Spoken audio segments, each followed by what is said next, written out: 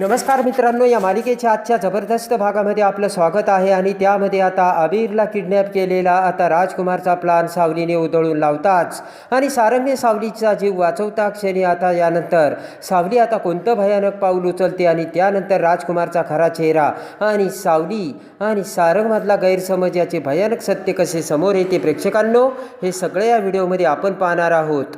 चला तर व्हिडिओला सुरुवात करूयात. त्यामध्ये आता सावली राजकुमारला म्हणते की अजिबात पोलिसांना फोन करायचा नाही आणि मला ना आता पोलिसांच्या आणि अजून कोणाच्याही कचाट्यात सापडायचं नाही. आणि सावली आता अबीरला म्हणते की चल अबीर. तर अबीर म्हणतो की नाही नाही आई, मी इथून कुठेच जाणार नाही, मला ना इथेच राहायचं आणि इथेच थांबायचं आहे. तर आता सावली म्हणते की बस झाला खेळ अबीर, चल. आणि लगेच आता ओवी म्हणते की सावली टीचर, तुम्ही कुठेही जाऊ नका, तुम्ही जर गेलात तर आम्हाला करमणार नाही. आणि लगेच आता सावली म्हणते की सॉरी बाळा. आणि सावली अबीरला उचलून कडेवर घेऊन तेथून निघून जाते. तर सारंग म्हणतो की सावली तशीच जाते. तर जगन्नाथ म्हणतो की सारंग, परिस्थिती इथली ना एकदम खराब झाली, आता ना मी बघतो, तू काही काळजी करू नकोस. आणि तेवढ्या तिकडे आता घरी कोणी नसताना मोनिका आता सारंगच्या बेडरूममध्ये येते आणि आता खंड्याचा मोबाईल मोनिका शोधू लागते. आणि आता इकडे तिकडे बघत आता सारंगच्या बेडखाली मोनिकाला खंड्याचा मोबाईल भेटतो आणि मोनिका खुश होते. पटकन मोनिका आता तो मोबाईल घेऊन बाहेर जाते. इकडे आता जगन्नाथ व्यंकटेशला म्हणतो की व्यंकटेश, तू माझ्यासोबत चल. आणि जगन्नाथ आता सारंगला म्हणतो की हे बघ सारंग, तू काही काळजी करू नकोस, आम्ही दोघेही सावलीसोबत आहोत. आणि इकडे ओवी सारंगला म्हणते की बाबा, जर सावली टीचर अबीरला इथून घेऊन गेल्या तर मला ना खूप त्रास होईल आणि मला त्यांची खूप आठवण येईल. आणि तिथून सगळे निघून जाताच राजकुमार विचार करतो की सावली, तू येथून गेलेलीच बरी, कारण तू जर येथून बाहेर दुसरीकडे गेली तर मला तुला संपवणं खूप सोपं जाईल आणि मग मी तुला या जगातून कायमचं पाठवील. आणि इकडे आता खंड्या हा तसाच बेशुद्ध असताना मोनिका तिथे येते आणि मोनिका म्हणते की हे हैवाना, लक्ष ठेवतोस का आणि इकडे कोणी आलं होतं का? तर मोनिकाचा माणूस म्हणतो नाही मॅडम, इकडे कोणीच आलं नाही. आणि तो खंड्याचा मोबाईल घेऊन मोनिका आता त्याचे फिंगरप्रिंट्सवर लॉक उघडू लागते. आणि अखेर आता मोनिकाला आता खंड्याच्या फिंगरप्रिंट्सवरून मोनिकाने आता खंड्याचा मोबाईल अनलॉक केलेला असतो. आणि लॉक उघडताच आता लगेच आता मोनिका त्यामध्ये कॅम्पचे फोटो बघते. आणि इकडे आता मोनिका ते कॅम्पचे फोटो बघू लागते आणि मोनिका म्हणते की यामध्ये तर खूप साऱ्या मुलींचे फोटो आहे, बिंडोक खंड्या कुठला आणि यामध्ये आता सावलीची मुलगी कोणती, मी कसं ओळखायचं? आणि मोनिका म्हणते की तिकडे ती सावली अबीर नावाच्या मुलाचा वाढदिवस साजरा करते. आणि आता मला हे कसं कळणार? या बिंडोक खंड्याला सगळं माहिती आहे, पण हा असा मेल्यासारखा पडलाय. आणि मोनिका म्हणते की उठणारे खंड्या. मोनिका म्हणते की सावलीची मुलगी आता मी कसं शोधू आणि सावलीची मुलगी नक्की कोण आहे हे आता मला कसं समजणार, असा विचार आता मोनिका करते. इकडे आता पटकन सावली आता घरी येते आणि तिचे कपड्यांची बॅग भरू लागते. तर जगन्नाथ म्हणतो की सावू, अगं असा वेडेपणा करू नकोस, एवढ्या रात्री तू कुठे चाललीस? आणि सावली म्हणते की मी कुठेही जाईल बाबा, पण इथे आता एक क्षणही थांबणार नाही. आणि इकडे आता अबीर सावलीला थांबवत म्हणतो की आई, मला कुठेच जायचं नाही, मला इथेच राहायचं आहे. तर आता जोराने ओरडत सावली म्हणते की हे बघ अबीर, गप्प राहा, ती ओवी ना तुझ्या आयुष्यात आत्ता आली आणि तिचा आणि तुझा काही संबंध नाही आहे. आणि सावली म्हणते की आत्ता लहानपणापासून त्या माणसांपासून आणि त्या गुंडांपासून मी तुझा जीव वाचवत आली आहे अबीर, आणि इतक्या दिवस मी तुझी काळजी करत आली, तुला तुझी आई नाही पाहिजे का? बोलणारे अबीर, असे आता सावली अबीरला बोलते. आणि जगन्नाथही आता सावलीला म्हणतो की हे बघ सावू बाळा, अगं तू इथे थांबली आणि तू जर दुसरीकडे गेली तर ते गुंड दुसरीकडे येणार नाही का? उलट इथे जर तू थांबली तर तुझा जीव आम्ही वाचू शकतो. तर सावली मोठ्याने ओरडत म्हणते की काय करणार आहात बाबा तुम्ही? सावली म्हणते सांगा ना तुम्ही काय करणार आहात? आणि लगेच आता व्यंकटेशकडे बघत सावली म्हणते की तुम्ही काहीच करणार नाहीत आणि ते माणसं ना खूप डेंजर आहेत, आपण ना त्यांचं काहीच करू शकत नाही. अबीर म्हणतो की ओवीचे बाबा आहेत ना ग आई? तर आता सावली म्हणते की हे बघ, ते तुझे बाबा नाहीत, ओवीचे बाबा आहेत आणि उगाच त्यांच्यावरती अधिकार दाखवू नकोस अबीर. जगन्नाथ म्हणतो की नाही नाही सावू बाळा, मी तुला इथून कुठेच जाऊ देणार नाही.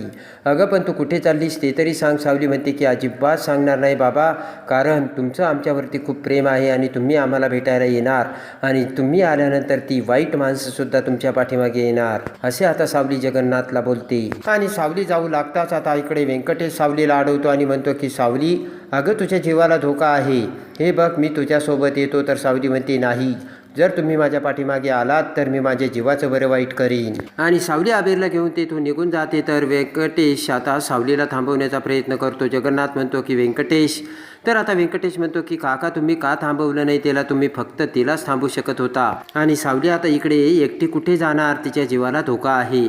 आणि जगन्नाथ म्हणतो की नाही नाही व्यंकटेश, आता तिला कोणीच थांबवू शकत नाही आणि तिला फक्त एकच माणूस थांबवू शकतो. इकडे आता राजकुमार आता घरी येऊन त्याच्या बेडरूममध्ये आता विचार करत असतो सावलीला कसं संपवायचं आणि तिच्या कार्ट्याला कसं संपवायचं, असा आता विचार करून आता राजकुमार बोलतो. आणि इकडे आता तेवढ्यात त्या गुंडांचा आता राजकुमारला फोन येतो आणि ते गुंड म्हणतात की साहेब तुम्ही बरे आहात ना.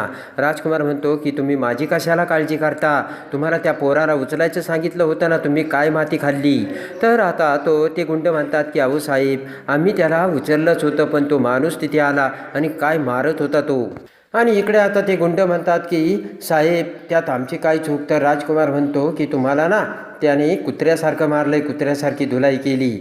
आणि हे बघा त्यांनी ना आता तुमचे चेहरे बघितले, तेव्हा मी जोपर्यंत सांगत नाही तोपर्यंत तुम्ही मला फोन करायचा नाही. तर तो गुंड म्हणतो की साहेब आमचे पैसे. तर राजकुमार म्हणतो काय बोलला, कसले पैसे, ठेव फोन. आणि राजकुमार फोन ठेवतो. आणि राजकुमार आता तंतन करत म्हणतो की सावलीचं ते कार्ट जिवंत आहे आणि हा मला पैसे मागतो.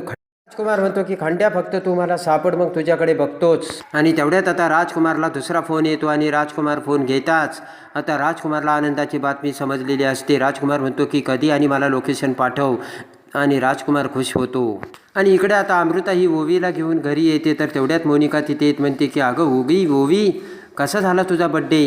तर आता अमृता म्हणते की तू त्यामधून कुठे गेली होतीस मोनिका. मोनिका म्हणते की अगं ना मला ना त्या क्लायंटचा फोन आला होता, शेवटी कामसुद्धा बघावं लागतं ना. तर आता मोनिका ओवीला हात पुढे करत हॅपी बड्डेची विश करू लागते आणि म्हणते की ओवी मी तुला विशच केलं नाही, हॅपी बड्डे बरं का.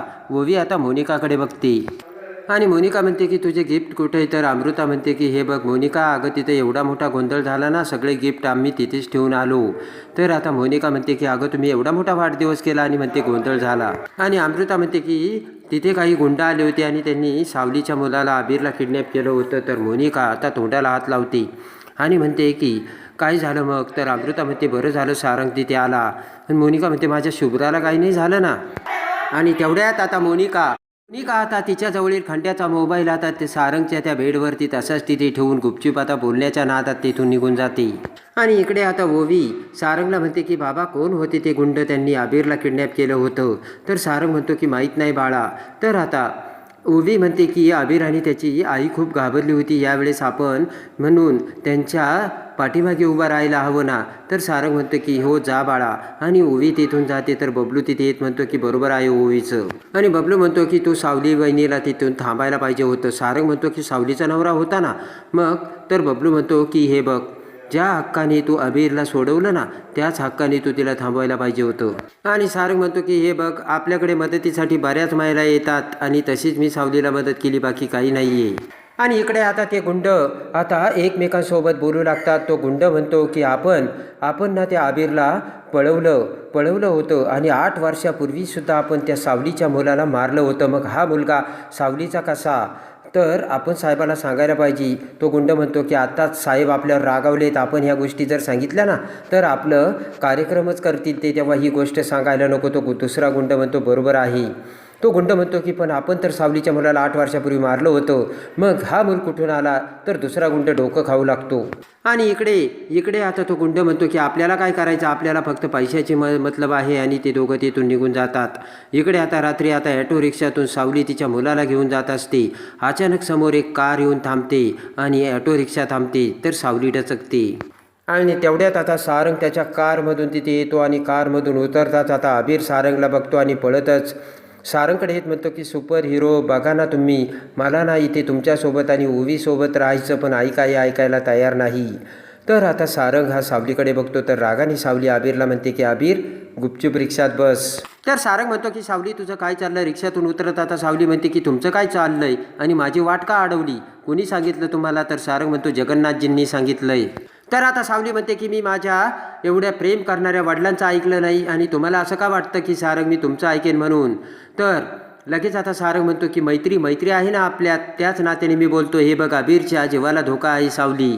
आणि सावली म्हणते की या शहरापासून जोपर्यंत आम्ही लांब होतो ना तोपर्यंत सगळं काही सुरक्षित होतं, पण या शहरात पाऊल ठेवलं आणि आमच्या 7:30ला सुरुवात झाली. आणि सावली म्हणते की माझ्या मुलाचा वाढदिवसाच्या दिवशी तो वाचलाय सारंग, तुम्हाला कळतंय का? सारंग सावलीला आता शांत करतो. सारंग म्हणतो की हे बघ, ती माणसे कोण होती, त्यांना कोणी पाठवलं होतं आणि ती आबीरला मारायला का आली होती हे मी शोधून काढीन, पण तुला त्यासाठी इथे थांबणं गरजेचं आहे आणि त्यासाठी तुझी मला साथ लागेल. आणि सारंग म्हणतो की जर ती माणसे तू जिकडे गेली तिकडे जर आली तर त्यांचा कसा सामना करशील? तर सावली म्हणते जसा आज केला तसा, जसा आत्तापर्यंत करत आली तसा. आणि इकडे आता शुभ्रा ही राजकुमारला म्हणते की डॅडा अरे सांग ना मम्मा कुठे आहे? रागाने राजकुमार म्हणतो की हे बघ मला माहिती नाही, तू मला प्रश्न विचारू नको शुभ्रा. राजकुमार म्हणतो की जा तू जाऊन झोप. तर आता शुभ्रा रडू लागते आणि तेवढ्यात आता मोनिका तिथे येते आणि मोनिका म्हणते काय झालं शुभ्रा? तर शुभ्रा म्हणते की बघ ना डॅडा मला सारखा ओरडतो. तर आता मोनिका शुभ्राला म्हणते एक काम कर, तू ना आऊकडे जा आणि डॅडा मला ओरडतोय असं सांग. शुभ्रा आता तिथून निघून जाते. तेवढ्यात आता राजकुमार म्हणतो की पण मोनिका ते सगळं जाऊ दे, पण तू कुठे होती? बड्डेमधून अचानक तू कुठे गायब झाली होतीस? तर आता मोनिका म्हणते की कुठे म्हणजे काय बोलतोयस राजकुमार? मोनिका म्हणते की अरे राजकुमार मला माहिती आहे ना, त्या बड्डेमध्ये तुझ्याच माणसाने त्या आबीरला किडनॅप केलं आणि तो प्रयत्न केला. पण अरे 8 वर्षापूर्वी तुझ्याच गुंडांनी त्याच माणसांनी सावलीच्या मुलाला मारलं. मग तो मुलगा सावलीचा कशावरून आणि तू का त्याच्या मागे लागलेस? तर आता राजकुमार म्हणतो की तो सावलीचा मुलगा आहे की कोणाचा ते लवकरच कळेल. तर मोनिका म्हणते काय? तर आता कसं काय? तर लगेच आता असा राजकुमार म्हणतो मी तुला का सांगू? मोनिका म्हणते आपण एक टीम आहोत ना. राजकुमार म्हणतो की मग तसं वाग मोनिका. आणि लगेच राजकुमार तिथून निघून जातो. आणि त्यानंतर इकडे आता सारंग हा सावलीला थांबवण्याचा प्रयत्न करतो, तर सावली ऐकायला तयार नसते. आणि सावली म्हणते की ॲटो रिक्षावाले दादा चला. तर तेवढ्यात आता सारंग सावलीला आडवा हात घालतो.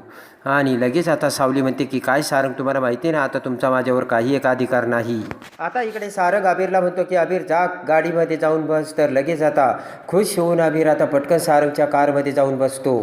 आणि इकडे आता सावली म्हणते की तुम्ही आबीरला थांबू शकता पण मला नाही. तर सारंग म्हणतो की हे बघ सावली, आबीर ओवीशिवाय आणि ओवी आबीरशिवाय राहू शकत नाही आणि तू बघितलंयस ना सावली. आणि सारंग म्हणतो की नाविलाजाने आपल्यामध्ये खूप काही गैरसमज झाले, पण त्याचा त्रास आपण मुलांना का देतो ते मला कळत नाही. आणि सारंग म्हणतो की त्याचा तुलासुद्धा त्रास होईल सावली. सावली म्हणते की सारंग मी ज्या भीती खातर जगते ना ते तुम्हाला कळत नाहीये. आणि सावली आता सारंगला हात जोडत म्हणते की प्लीज मला जाऊ द्या सारंग, आबीर आणि मला आमच्या नशिबावरती सोडवा. तर आता सारंग म्हणतो की हात जोडू नको सावली. आणि सारंग म्हणतो की हात जोडू नको सावली, मी तुला कुठेही जाऊ देणार नाही. आणि आबीर ना माझी इच्छा, आबीर माझा ऐकतो की नाही, कारण मी ना आबीरच्या मनातलं ओळखतो. आणि लगेच आता सारंग म्हणतो की मी आबीरचा बाप नाही आहे सावली, पण जोपर्यंत मी जिवंत आहे तोपर्यंत आबीरच्या केसालाही धक्का लागू देणार नाही. आणि लगेच आता सावली सारंगकडे बघत विचार करते की कसा धक्का लागू देणार तुम्ही, कारण सारंग तुम्ही आबीरचे बाबा आहात. आणि तेवढ्यात आता बबलू हा ओवीला घेऊन तिथे येतो आणि ओवी सावलीचं बोट धरत म्हणते की टीचर तुम्ही जाऊ नका, तुम्ही जर गेलात तर मला ना त्रास होईल आणि माझ्या बाबाला सुद्धा त्रास होईल. आणि लगेच आता ओवी म्हणते की जाऊ नका टीचर, माझ्या बाबांना त्रास होईल, माझ्या बाबांसाठी तरी थांबवा ना. तर लगेच आता सावली खुश होऊन ओवीकडे बघत हसते. आणि लगेच आता सावली हसताना बबलू बघतो आणि हात करत म्हणतो की सावली वहिनी हसली म्हणजे फसली रे. तर ओवीचे डोळे पुसत आता सावली म्हणते की बाळा मी तुला सोडून कुठेही जाणार नाही.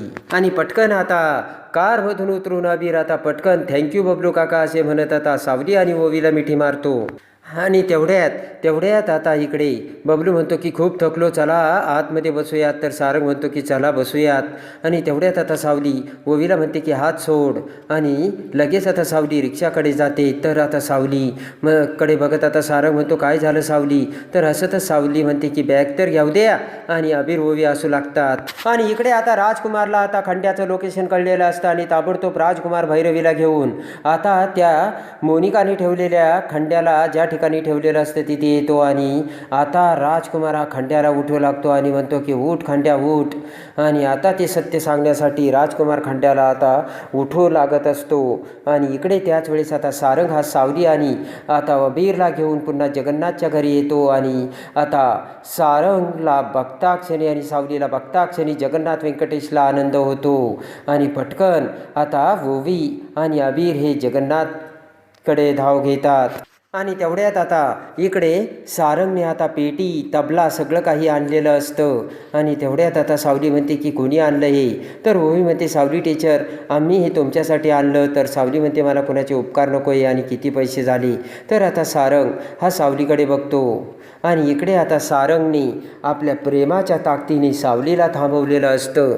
आणि सावलीने आता सारंगसमोर आता ते अबीर हा सारंगचा मुलगा असल्याचे सत्य आता सारंगकडे बघून सावलीने सांगितलेलं असतं. तर कशी वाटली सावली आणि सारंग आणि दोघेही आता गैरसमज दूर होऊन कसे एकत्र येणार हे बघण्यासाठी आणि या मालिकेच्या डेली अपडेटसाठी आपल्या चॅनलला लाईक करा, सबस्क्राईब करा.